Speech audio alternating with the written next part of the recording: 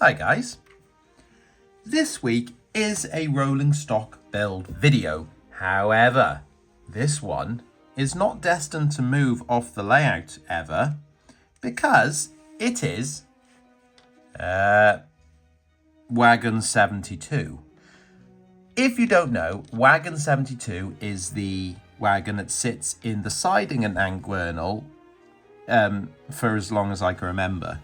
It's just I believe it's not bad enough to restore, but not good enough to run, or something like that. What it is good at is being modelable, which I don't know if that's a word, but it's modelable. And by God, I'm going to use it from now on. So, this will be a fun one because the parts need to be quite heavily weathered in a number of different ways. If you can see on this is actually a wooden top with metal frame, and obviously the wheel sets and things are all printed in. Where did I get it from, I hear you ask? Westcliff Works. Why would you? No, it's Alec at Westcliff Works has done an amazing job at helping me out once again. This one has been in the pipeline for quite a while. And the reason is, hang on. Yeah, here it is. This is the wagon. Now you'll see on here, there's actually a frame of another wagon on top of it.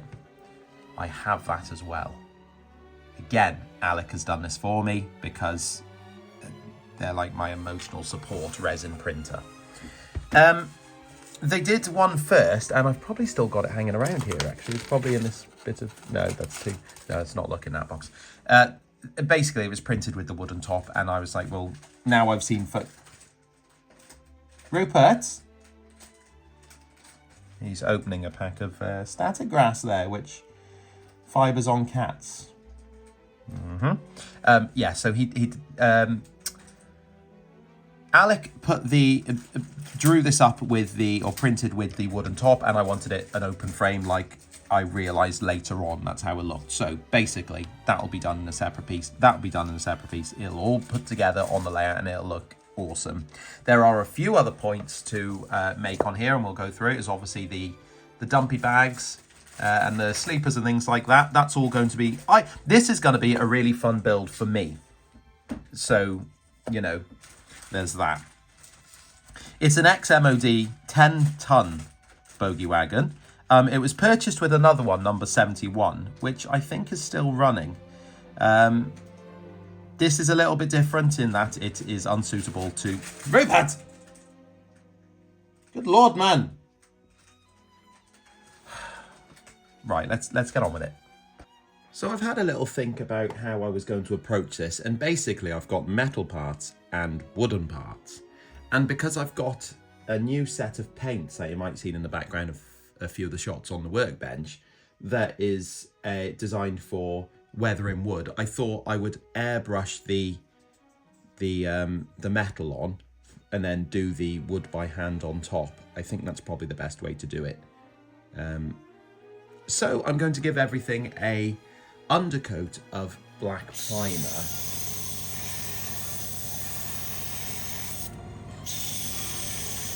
And that goes for the whole wagon as well, including where the wood's going to be. They've got a nice undercoat now, so I thought I would start with the bogies. My idea here is to pick up the detail using sponge, which I've not done before. But I thought, again, why not try something new, hey? Come on, guys, let's try something new. So, what paint am I using? Well, I'm going to mix two together because I've got this one, which is, what is it? Plate mail metal, which is metallic, which means it's too shiny for me. So I've also dulled it down with a little bit of Dungeon Grey, which I gathered when mixed together would be almost like a satin finish as opposed to a metallic finish. But it just looks great, doesn't it? All right, okay.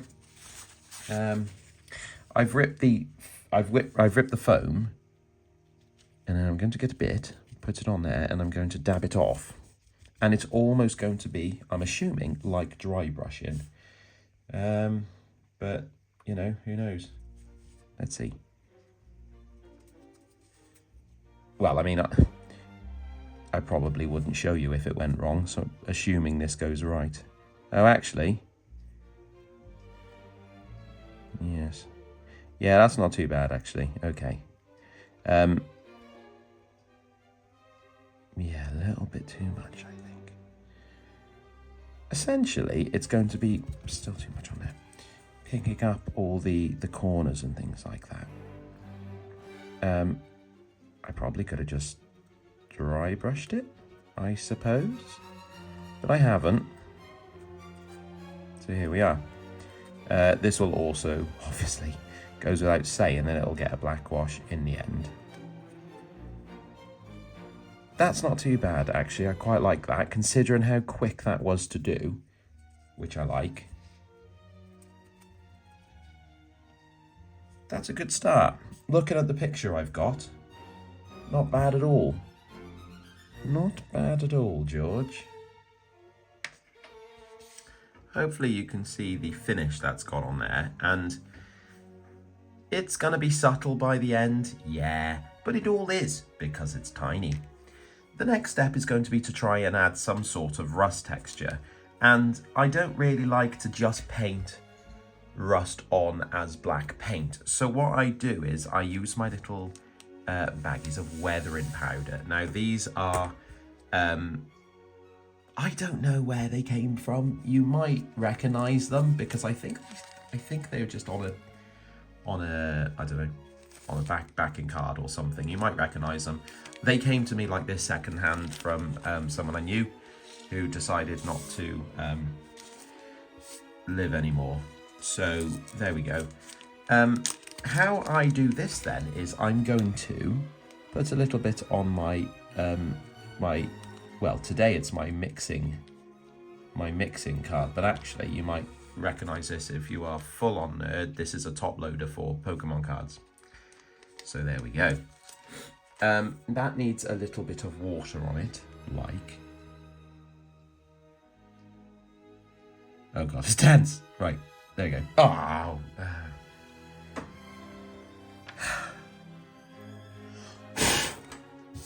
Problem with weather and powder is it is messy, so that will make a mess. Okay. Sorry, I got a cold. Right. I'm going to mix that up, and that is actually a very, very brownish brown. It also doesn't like water. It's almost like hydrophobic, as you can see there. So it's repelling the water, but don't worry, I'll force it. And now I'll add a little bit of a rusty brown as well, or an orangey colour. I don't use this by itself because it's too orange. And you can see that there. It's like dry, fresh rust, which is okay because I do use that as a dry brush powder after. But for a base like this, you need it to be quite dark, really. There we go. Okay, that's enough of you watching me mix that, so we'll stop a little bit. Hopefully, this will work. I'm going to... Where's my... where have I put my sponge? I've lost it. Oh, no, that's okay. Here it is. I'll get some more sponge. I feel like the quality of these videos has dropped quite a bit recently, but that's okay. Right.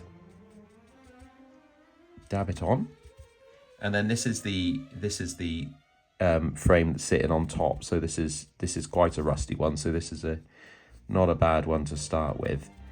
And I'm just going to dab it all over, basically. I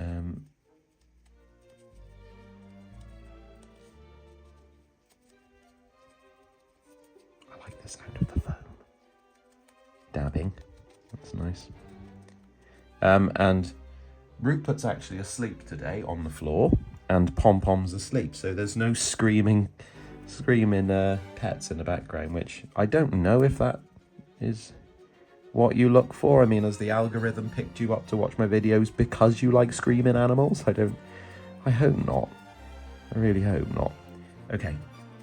So now what I'm going to do is I'm going to go in with the lighter powder, get some more, and then the idea here is that I'm actually going to use this almost like dry brushing.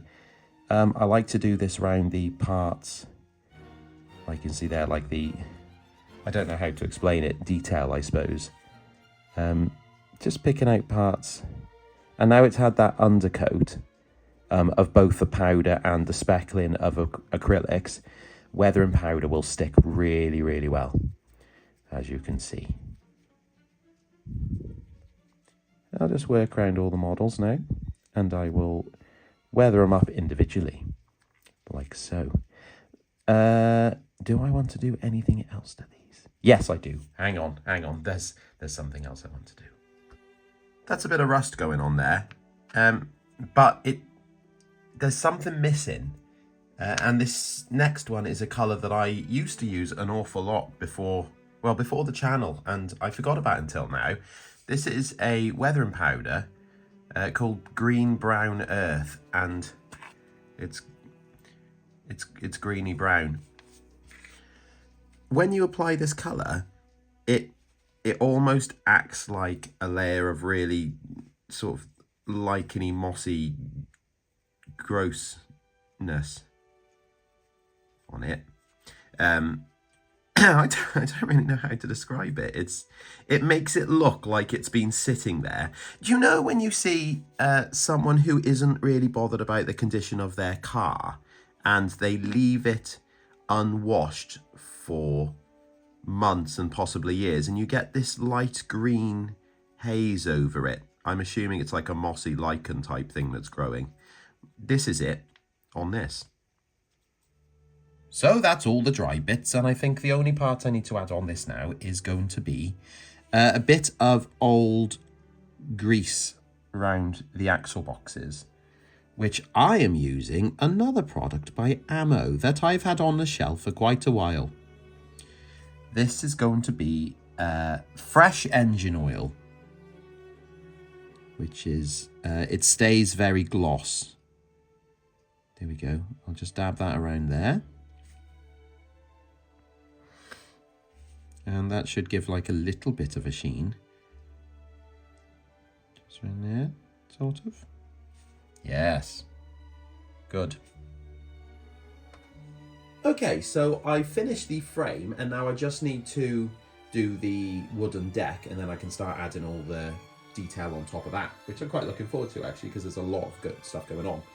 How I'm going to do this is I'm going to start with a base coat of earth brown, and then I'm going to start using a set of 6 paints that I've got from Life Colour, and it's designed to weather wood.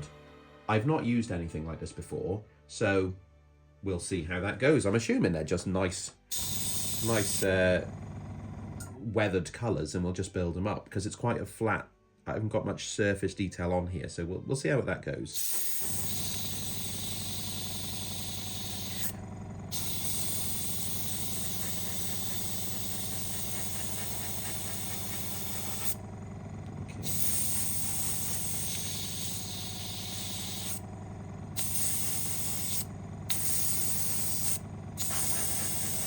As obviously, like I usually do, it's very light coats because I don't want it to filling any of that fine detail. That'd be a shame. Okay, I'll let that dry, and then we'll start with the hand painting, I think. So I've decided the first thing is I'm going to just change the tone of a couple of the planks, just to give a bit of a variation to the deck, like they've been replaced at some point. And I'm doing that by mixing earth brown with a bit of the first colour out of this set, which is Old Peel Deck. It's a lighter colour, and it doesn't work by itself to do this. So I've taped them off, and then I'm just going to run over and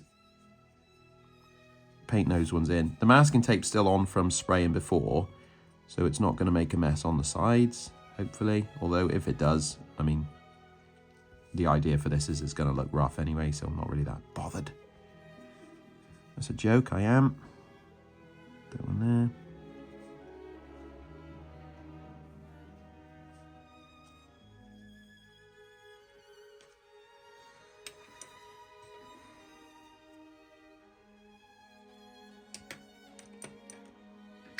Okay, so I've got some random planks. I didn't want to do too many, I just thought the odd one or two. And you can see there's two different colours there, so that just gives a little bit of a different tone to the ones that have been replaced.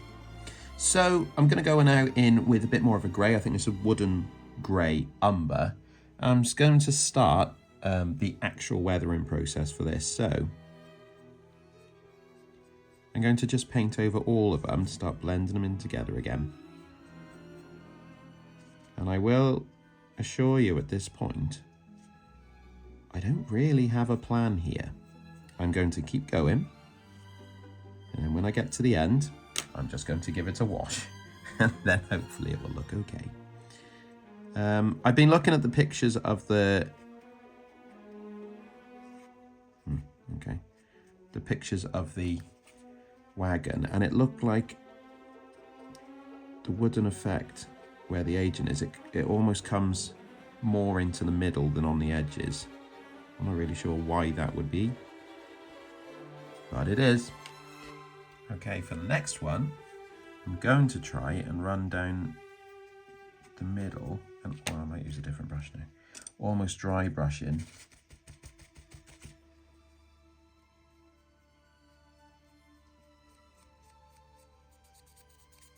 Which should start to get a bit more of a grainy effect.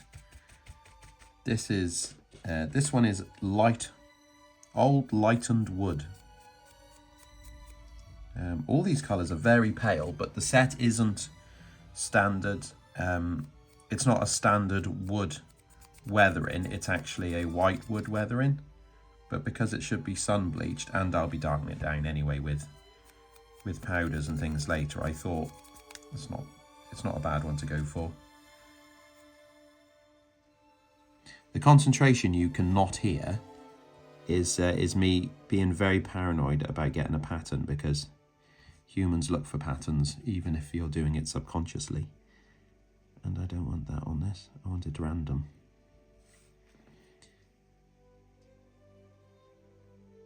Okay, I'll just keep going with that. You don't need to watch this. I'm putting a little bit too much on. I might ease it off and do less of them, but again, when it's got the final bits on, I think it'll blend it in. It'll look quite nice.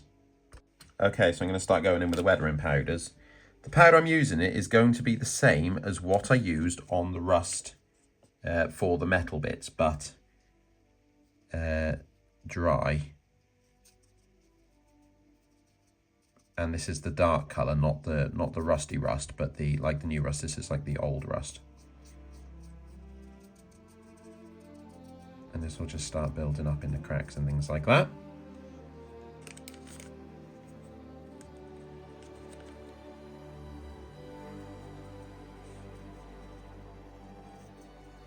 The colour I'm using for the yellow is a mix of bright yellow, but that's obviously too bright. So I started fading it down using Deco Art Smoke, and then I've gone even further because it is actually really pale on the real thing.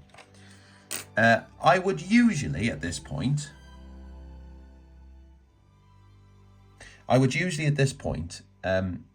use the spray. Hang on, just trying to. There we go.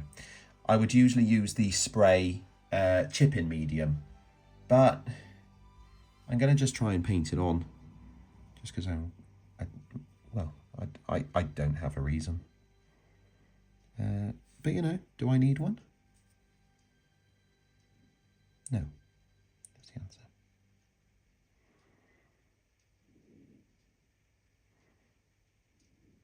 And again, this is going in and trying to make it look like it's almost chipping off, which, okay, upon reflection, I probably should have used the chip-in medium. But here we are.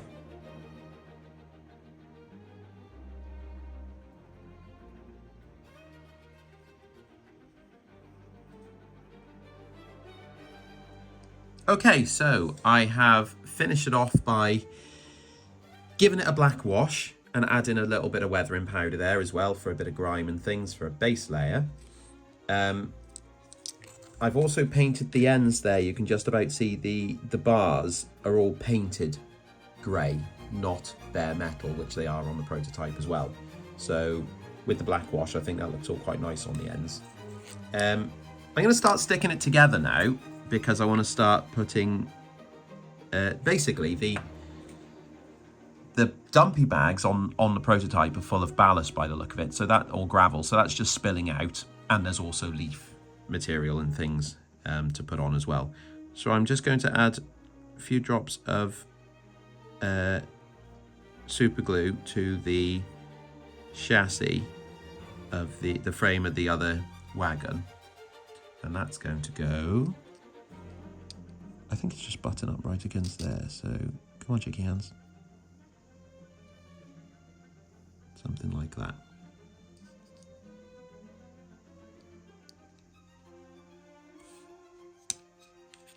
What's that sticking there? If I actually gone too close and now it's stuck on the end. There we go. Right. Okay. Off camera as well, whilst I've been working on the wood of the deck, I've also made some sleepers as well. Or I say sleepers, they're basically just offcuts of wood. So I've got these here as well. That one's upside down. If they look dirty, it's because I'm peeling them off the mat, the masking tape. Okay, so there's all the sleepers in place. And the next thing I need to do is to add a bit of ballast just onto the deck, because I think it's going to be fairly difficult to do when the dumpy bags are made and on. So these are, this is medium ballast by Woodland Scenics. It's the same stuff I use on the layout, so I thought, well, that would make a lot of sense, wouldn't it? I'm going to fill that up. And then I'm going to prod it just so it's not on the sleepers and things.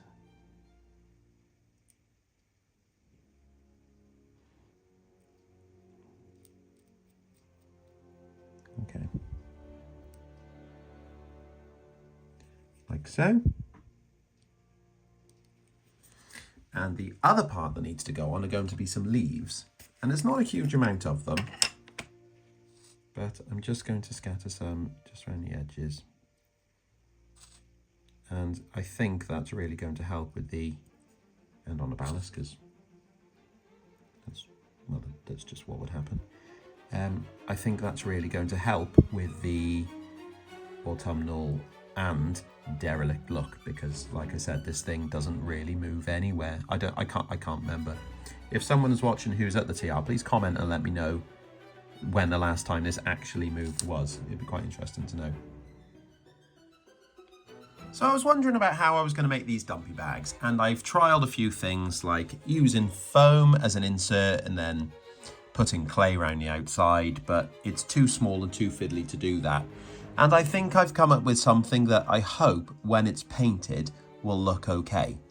So this is milliput, which is sort of like a clay that comes in two parts, like a hardener, and then you mix them together and there you go. I'm not really sure what it's actually meant to be used for. You find it in aquatics as well, so who knows. I assume it's just to fill spaces and things. Anyway, it will set rock hard, but until that happens, I want to get the outside of the bag looking like the outside of a bag. How I've decided to do that is by using this, which is a nappy bag. It's very lightweight and it's actually quite difficult to use. What I'm going to do is actually put the milliput in the middle of it and basically wrap it like a tiny miniature present, like so. And what you'll notice is you will start to get those creases and things. I want it up the sides, like so. Like so. When I get it near the top, I'm going to just chop off the excess. Or attempt to chop off the excess. I'll tidy it up in a minute. So you've got like this little bomb. Looks like those ones you used to throw on the floor, actually. Do you remember? They used to scare me. Okay. The other advantage of this clay being slow drying, that okay, the ballast bond is still drying on here, but actually, if I force it down onto it, it will start to take the shape of what's below it, which in this case are these two bits of wood that have been used, and you'll get the footprint in it. So when it dries, you'll start to get that shape. So when you put it on the wagon, it will look like it's weighing down on it as opposed to just plonked on top of it, which is quite good. The other thing I'm going to do is make the corner stitching for the bag, because obviously that's something that's going to be missed. How I'm doing that is, again, using some milliput, and then I don't even know if it needs to be glued, you know, I think it'll just stick to it. I've rolled it into tiny sausages or worms, and then I'll just put them in the corners. Although unfortunately my hands are really sticky at this point because I've been wrapping up. You can use baby powder, I think, with this stuff to stop it sticking so much. No, see, that's not going to work. So what I'm going to try and do instead is, where's my, right, the other thing you can do is actually get to the corner and pinch it.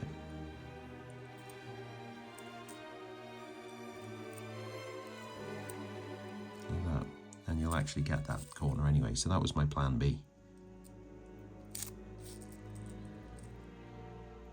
Like so. At that point, it needs to start looking a bit more like a bag of gravel. So I'll start to put creases and folds coming from the corners.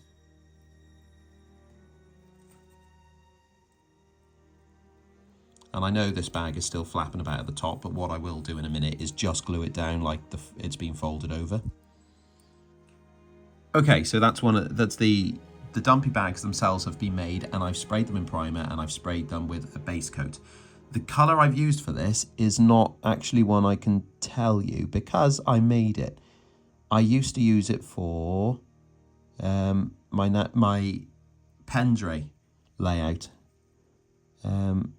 Oh God, shaky hands. So what I'm going to do is start just adding the highlights, like the grab handles on these bags are white. So I'm going to pick those out. I should definitely have done this before highlighting the green, actually.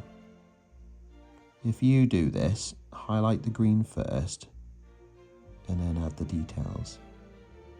This is the wrong way. Exciting, exciting stuff. And to highlight it, I'm just going to go ahead and start going from above.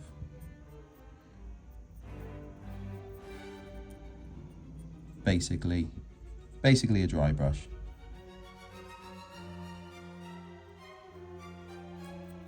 And it's quite nice, it starts to bring out all that texture that I took absolutely ages to do. So it's nice that that's showing up.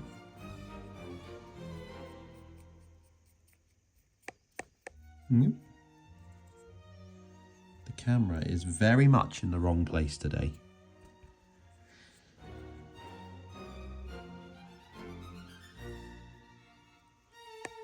Oh gosh.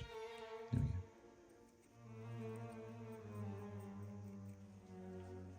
With this wagon really starting to look how I was hoping it would look, there's only one last thing I need to do for the detail, and that's going to be a I don't know what you call them. They're the ties that people who have tractors and things with, they're like tie down straps. They're probably a strap. Anyway, I want to make a strap to go over, because there's some just lying on the wooden battens in the middle. So I thought what I would do for that is use a final strip of this nappy bag, because it seems to be a very nice material to fold and things like that. And I'll just work along the wagon. So I think it comes out here.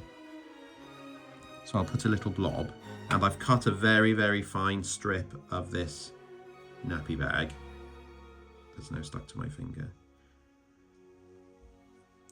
And then I'll add it on there. Okay.